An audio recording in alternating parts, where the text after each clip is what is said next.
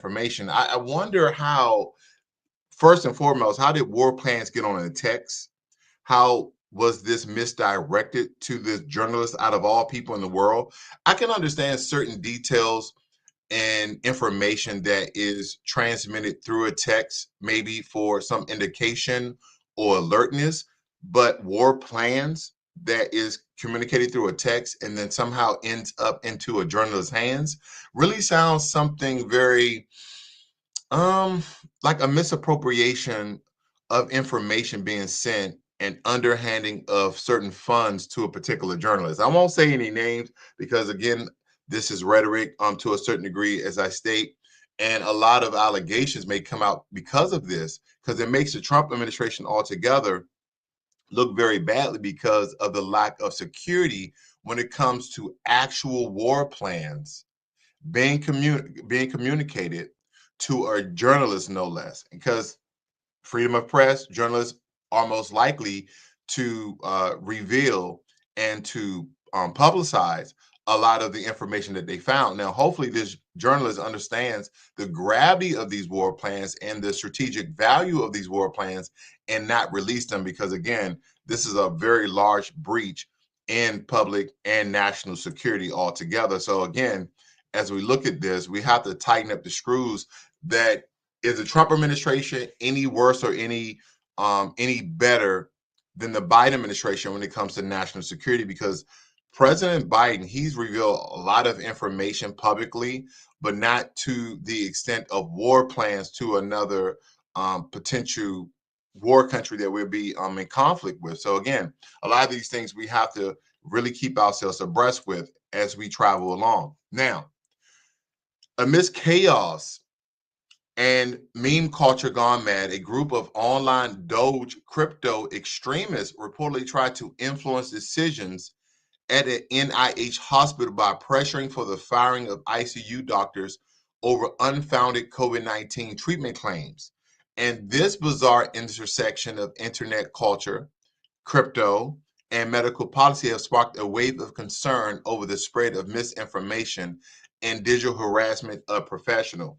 Have you noticed how some of these news agencies really label the Department of Deutsch or anything related to Deutsch or even Elon Musk? Because again, Elon Musk is being attacked on all fronts. Okay. And again, I'm not vouching for Elon Musk. I'm not trying to take up for Elon Musk. But for the Department of Deutsch, what they're doing is revealing and trying to eradicate fraud, waste, and abuse out of our government. That's a good thing. That's a good thing. When we see a lot of federal judges trying to stop the dismantling of the Department of Education, and we're gonna cover that as well. We're gonna give you an update of that as well, because again, a lot of these liberal Democratic judges have come out and tried to impose sanctions, essentially barriers, so the Trump administration can't accomplish a lot of the things it sought out and planned to do. Even though they had the Senate, the House, and the presidency, don't forget, there's a lot of Democratic judges already, federal judges that are already in place. So that's important to point out as well. So these are the things that we have to look at. And as I stated before, Elon Musk, he's been attacked on all fronts. And everything is not just physically when it comes to destruction of Tesla vehicles, because the Tesla market performance in Europe has taken a serious hit with recent data showing a sharp decline in sales. Now, this particular backlash against Elon Musk stemming from political tweets, on this platform X, labor disputes, and controversial decisions has turned off consumers, especially in Germany and France. European buyers are increasingly turning to local EV competitors, leaving Tesla scrambling. And Tesla could be in hot water in the European markets, and I'm going to tell you why. The European markets have allowed Chinese EV makers to come inside the space, and the Chinese EV makers are making what seems to be better vehicles cheaper. I know a buddy of mine, we looked at a vehicle that was made by LI, I believe. It was called the LP or LI 9, and it's an SUV. And if you guys check a lot of those BYDs and there's a lot of these Chinese car makers. I used to invest in a lot of them. And as you can tell right here, let me show you this graphic very quickly. This is actually a BYD vehicle. And BYD means build your dream. Now, this vehicle, in my opinion, is not very attractive at all. But BYD has made a EV sports car that can actually hop. Like you can hop over a pothole, and it's very sleek. Now, this vehicle, last time I checked, the price on it was 233,000. Of course, there's no Chinese vehicles in America, and I don't believe that President Trump will allow that because they will kill the EV market in America. They will kill Rivian. They will totally make Tesla a Ford Geo. Remember the Neo Geos that Ford used to make back in the day, the Neo Geos. But they would totally decimate Tesla, Rivian, any of the EV vehicles that we sell by American automakers. That's how large EVs are in China, and they're making actually great vehicles now. This is according to the reviews that I've read. Okay, I don't know personally. I've never driven an electric vehicle. Excuse me, I've never drove an electric vehicle, let alone a Chinese electric vehicle. But for the reports I hear, especially BYD and Ella Auto, Xpeng, and NIO. All of these will top the markets in America when it comes to the EV markets if they were allowed in our markets. Okay, so we pretty much accept everything from China when it comes to products. So a lot of our businessmen go to China to broker these deals where, let's take for instance, this mouse I'm using here. This mouse in America will cost one of our manufacturers, let's say, $10 a unit. Okay, $10 a unit, but in China, this would be $1 a unit.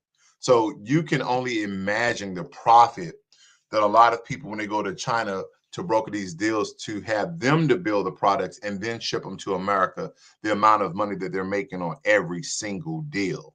Okay, but yeah, they're attacking Elon Musk on all fronts, and it's not just destroying Tesla vehicles. They're stopped buying Teslas in Europe. And this can also be looked at in some regards as anti-American. This can also be looked as, how we are really ruffling the feathers of the EU nations, China, Canada, Mexico. Is there a better way that Donald Trump could have went about really changing the very infrastructure of the world, let alone the very fabric of America? Is there a better way that he could have done this? Now, necessarily, I don't know. I would like to believe there's a better way, but I'm thinking he only has 4 years. And some people believe that 4 years in government is a very long time. It's a very short time, because the things that you do in your first 4 years really doesn't execute inside the markets until the next 4 years. So a lot of presidents try whatever agenda that they may have. Most presidents want 2 consecutive terms so they can actually see the changes that they made in their first term. So again, I don't really know. I don't have the wherewithal or the information to state that he went about this the right way. But as we're looking at the world in its entirety, the world seems as though they're being anti-American. And it's because of a lot of the things that Trump has revealed, of the deals that America has been in with a lot of these countries.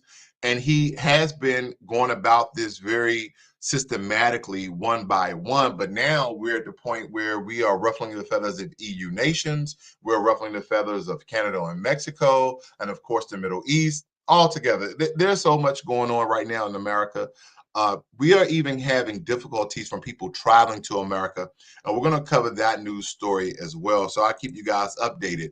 Now, if you're new to Blacklogic, please subscribe to the channel. Hit the notification bell so you are alerted every time I go live or post a video.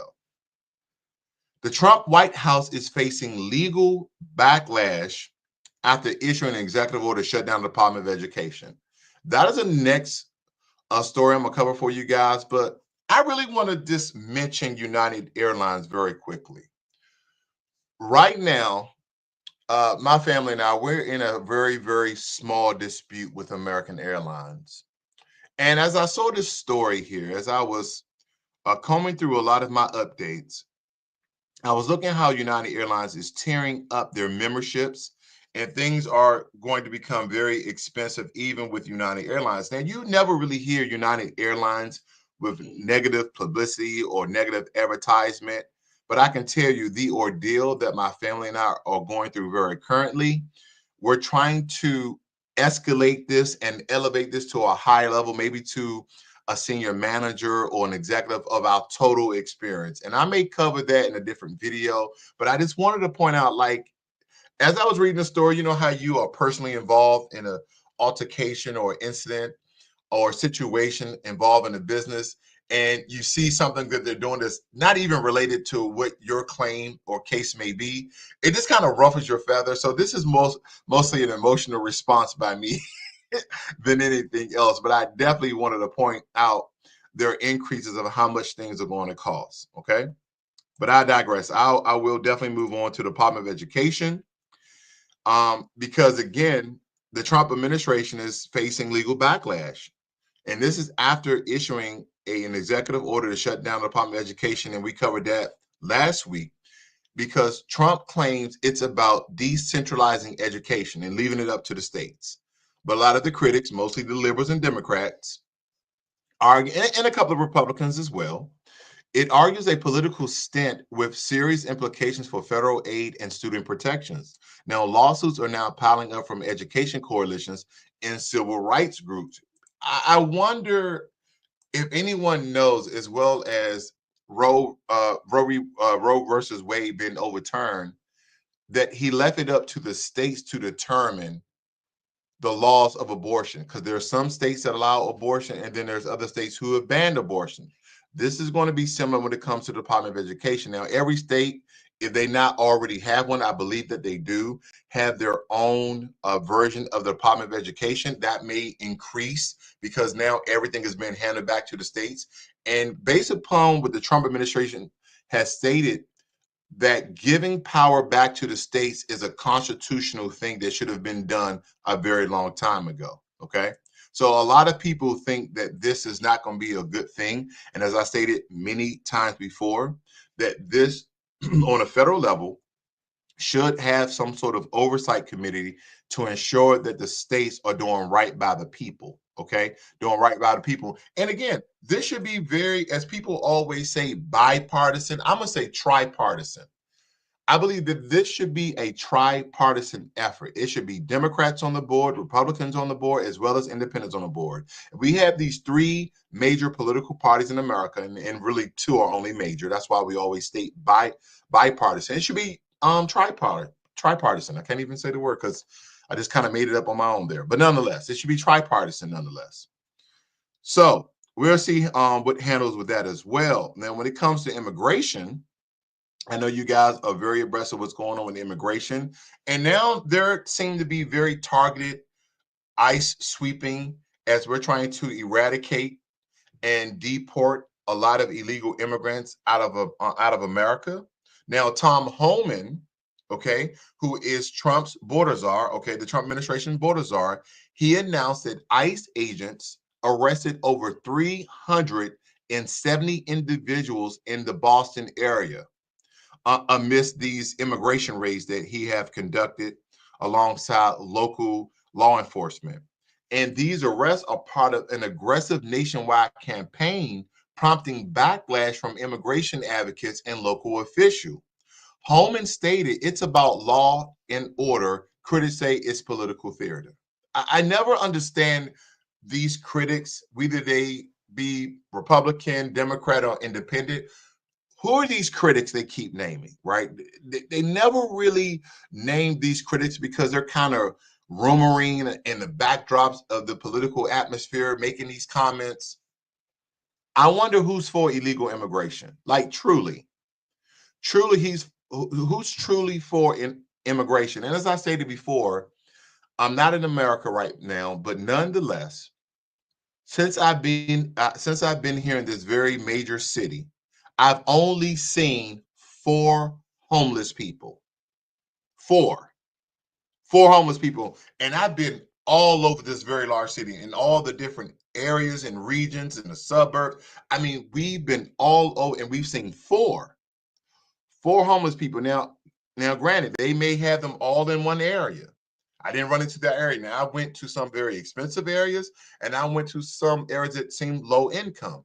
But nonetheless, I've only seen four homeless people, and one of the homeless people was in one of these very prominent areas in the shops, downtown, so to speak. But four, I mean, I'm originally from Washington D.C. I, I can go pretty much anywhere downtown or uptown as long as there, buildings and apartment stores and organizations. I see a mass amount, unfortunately, of homeless people. You go to California, same thing. You go to New York, same thing. You go to Chicago, same thing. You go to Atlanta, same thing. Any major city in America, any well-known city in America, tell me when you can count the homeless people on one hand. So yes, we have a problem in America. And somebody like, what that has to do with illegal immigration? What does that have to do with illegal immigration? A lot of times I don't think we think about the broader ramification of illegal immigration because again, if I'm a businessman, and let's take for instance, because this is very stereotypical, I understand. So trigger warning, very stereotypical. But if I have a farm, and let's take for instance, I hire 100 Americans, I have to pay them $10 an hour to pick these fruits or pick or plant these vegetables, so on and so forth. But then I can get people who are illegally in the country from other countries, right? Whether they be from south of the border, Caribbean, Africa, Asia, Europe, but they're here illegally, and I can hire them for $3 or $4 an hour. Can you even imagine the amount of profit that I will surpass just by cutting the wages per hour of paying those people $3 to $4 an hour versus paying an American $10 an hour? And then even more so, I have to provide health care. Okay, if they're a full-time employee, I have to, by law, I have to provide health care if they're full-time. So do I make up some sort of scheme where nobody is really working full-time? No one's working over 36 hours per week. That's what a lot of business have been doing. Everybody is part-time. Oh, wait a minute. How many hours you got this week? Oh, after this 35th hour, you're not going to have any more hours this week because they don't want to offer health care. They don't want to even offer the basic health care because there's more money out of the business. More money out of the business. So what they do, they hire a lot of illegal immigrants. They don't have to pay them health care. They're paying them a portion of a third of the price or a third of the wages they will pay an American. So again, that lands a lot of Americans in hardship because of these jobs are being taken. And I really can't say taken. Let me backtrack. They're not being taken.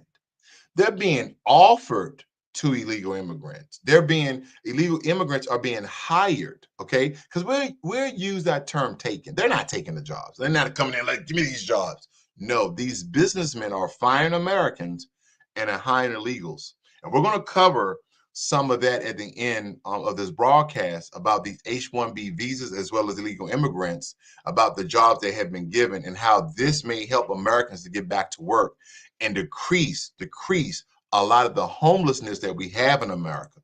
So again, hopefully there's no American that is pro illegal immigration. That's just crazy to me. I really have no other words to state other than that's crazy. Now, a green card holder employee of the University of Washington Medicine in Tacoma, Washington was shockingly detained by ICE agents, and the arrest has caused uproar in local communities and among immigrant rights groups, highlighting concerns about racial profiling and due process under the Trump's immigration's enforcement surge. Now, I think in the back of a lot of our heads that we understood that this was going to happen one way or another.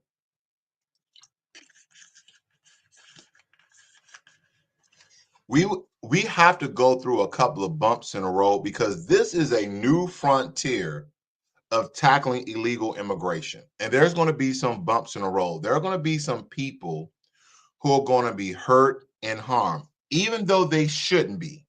I'm not stating this is justified.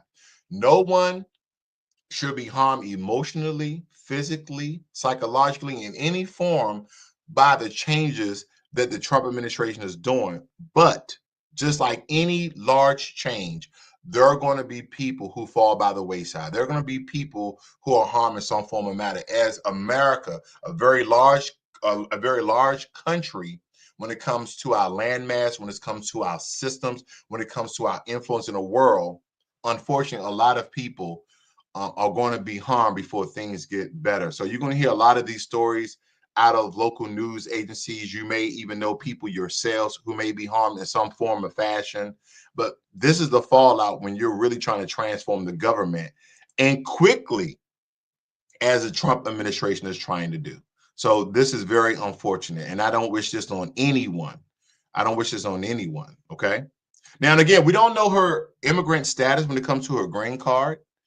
We don't know if the green card has been expired or has been extended. But again, no one should be going through certain situations as we, again, revamping and reconstructing our immigration policies and laws.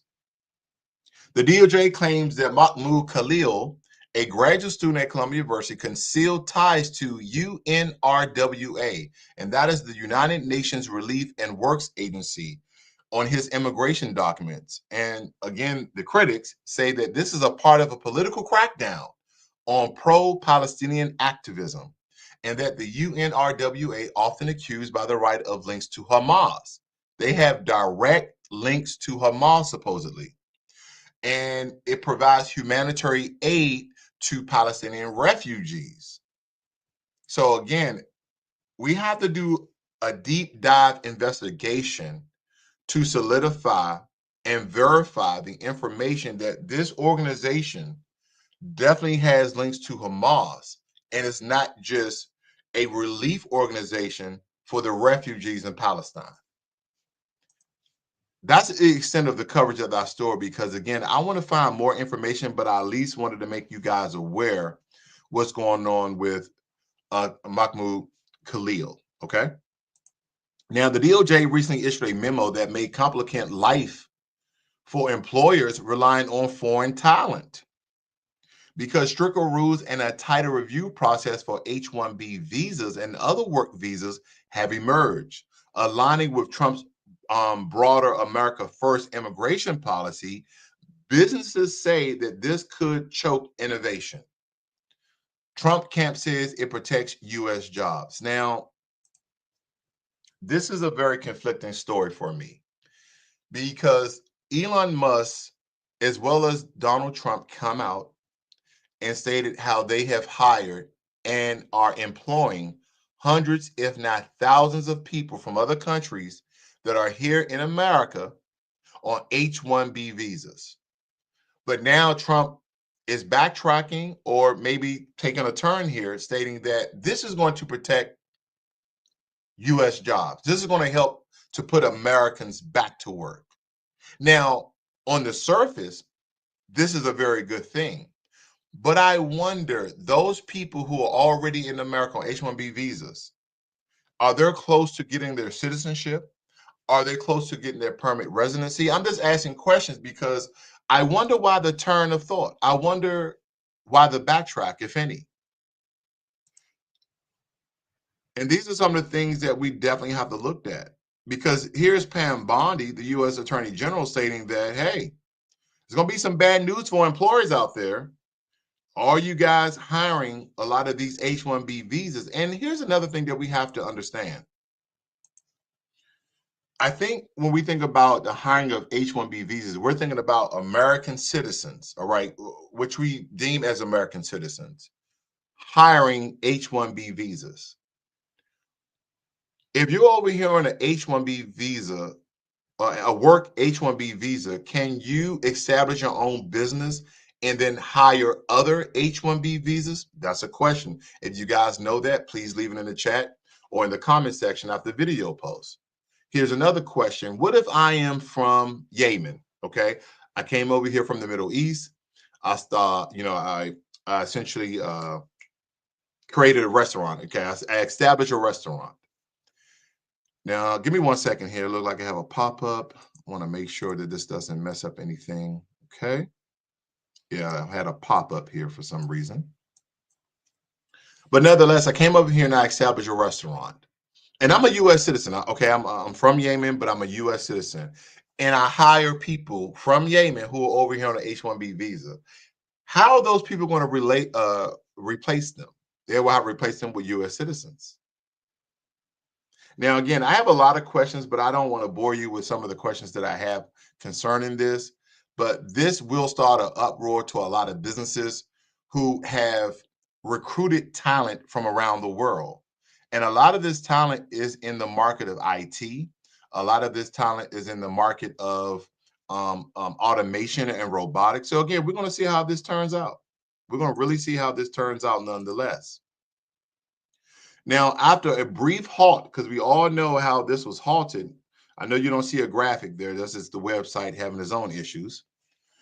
The U.S. has resumed nonetheless deportations to Venezuela's under the Trump administration. So now we're back at it. We're now deporting a lot of the illegal immigrants to Venezuela. Those who are from Venezuela, rather, especially those MS-13s, as well as Trinidad, or as we have cloned and we label a lot of the gang members who are here in America from the country of Venezuela as MS-13 or from the gang Trinidad. They are now still being deported to Venezuela. Now, this move follows diplomatic tensions and invokes the rarely used 1798 Alien Enemies Act, which I covered on my post. If you guys look at my Blacklogic post, I actually kind of gave a snippet of what the 1798 Alien Enemies Act is.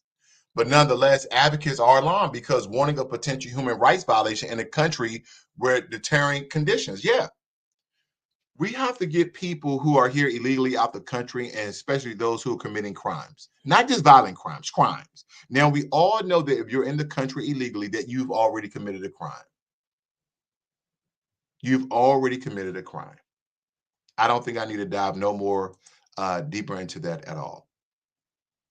Now, this story is stating basically that more tourists and legal residents are being detained at the U.S. borders without clear cause, and immigration attorneys report an increase in unexplained arrests and deportations, particularly for individuals from Muslim majority nations or those with Palestinian ties.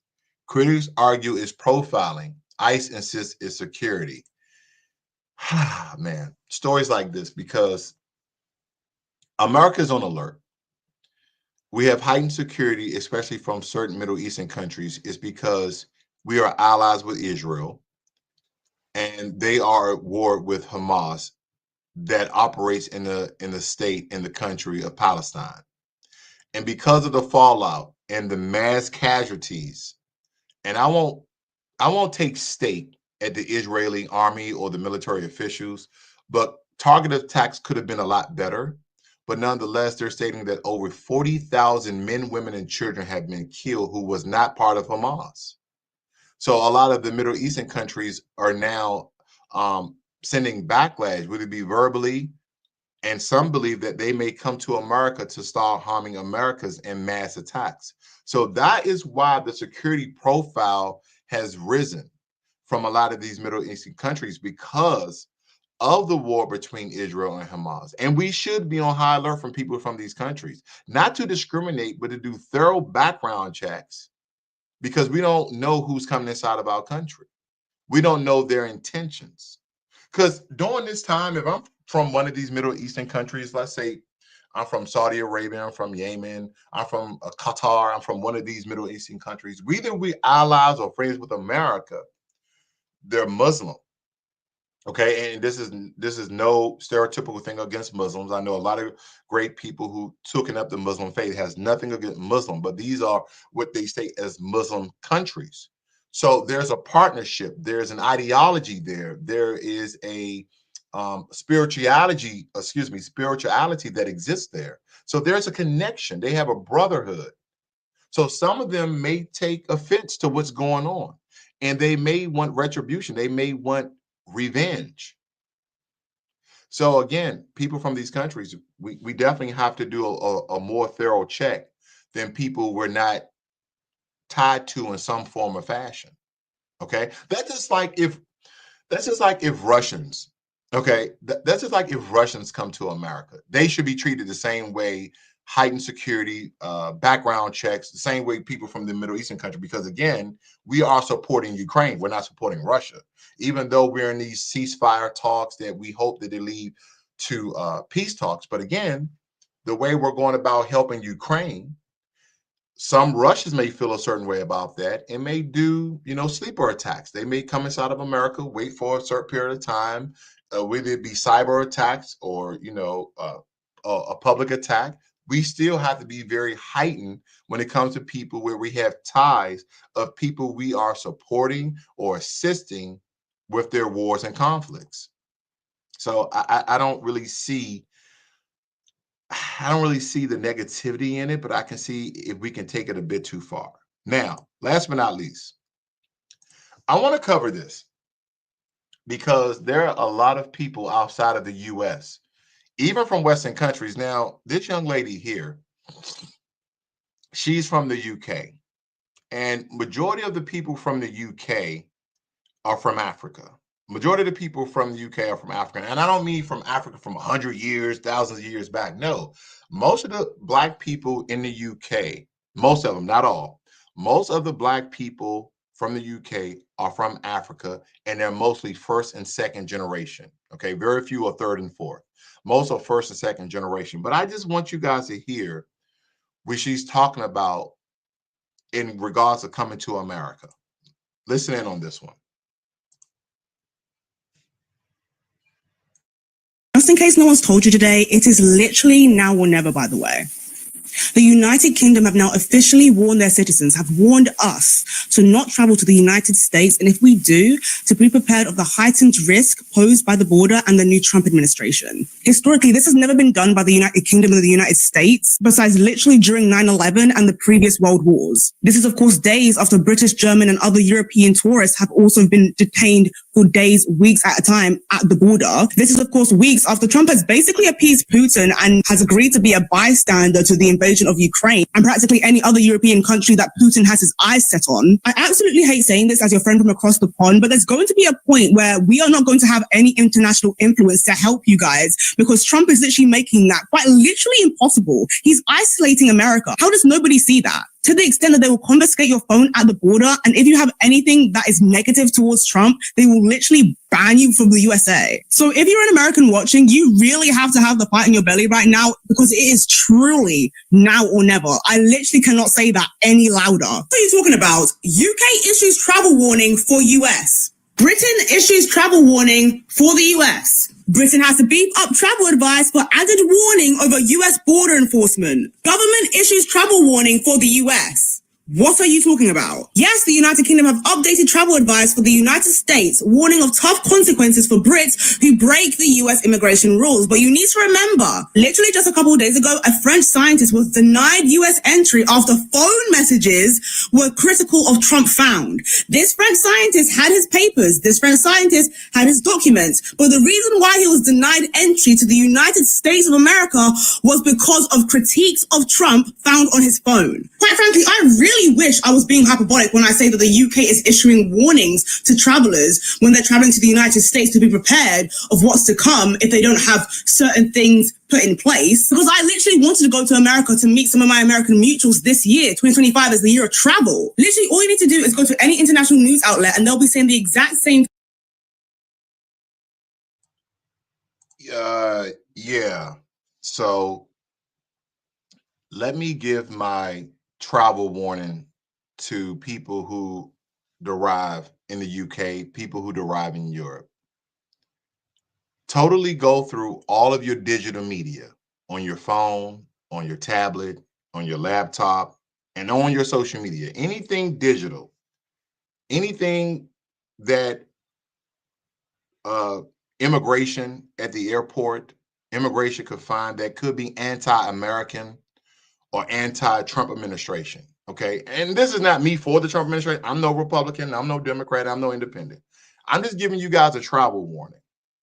Don't come to America with anti-Trump administration. Don't come to America with anti-American sentiments and digitally clean your entire footprint of anything anti-American, and you'll be okay. So that's my travel warning to you guys. I don't get her point. Listen, I travel around the world and I don't go to any country speaking ill will about their government officials, about their people, about anything. I may criticize very small things, very minute things, but I'm not speaking, oh, this country is horrible. This country is this. No, no, no, no, no. If you really want to travel the world, then there's some things you just have to keep to yourself. Some things you just not have to report. Yeah, you should have freedom of speech in your country. In your country. See, that's what people get mixed up. Oh, I have rights and I have freedom of this. You have freedom of whatever you deem, but that is the freedom and rights that you have in your country, not an American. You're not an American citizen. I'm not a UK citizen. I'm not going to go to the UK and start saying very defamatory or defamation sort of things towards the citizens, nor am I going to do that towards the government officials. I'm just not going to do that. I don't care how people view Americans as being arrogant and that we're the best people, best country in the world. I don't care about that. I'm not coming to your country disrespecting, or I'm going to have things in my phone that are disparaging towards that government. I'm just not going to do it. The most you're going to see in my phone, okay, the most things you're going to see in my phone that I research places to eat, activities, attractions, museums. You're going to see things like that.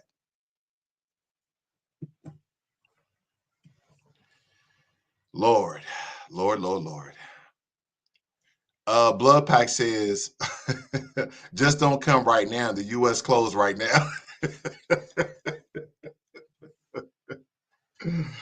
You guys have a great and wonderful night. I see you, Volvo. Thank you for joining me here this evening. And I see you guys when I get back home. This is going to be my last video for about a day or two as I'll be traveling back to the U.S. Hopefully, they don't stop me. But I got a 99.9% chance that I'll make it through immigration just fine. You know, global entry, U.S. passport. Hold up. I need to brush my beard. I don't want them to get me mixed up with another country.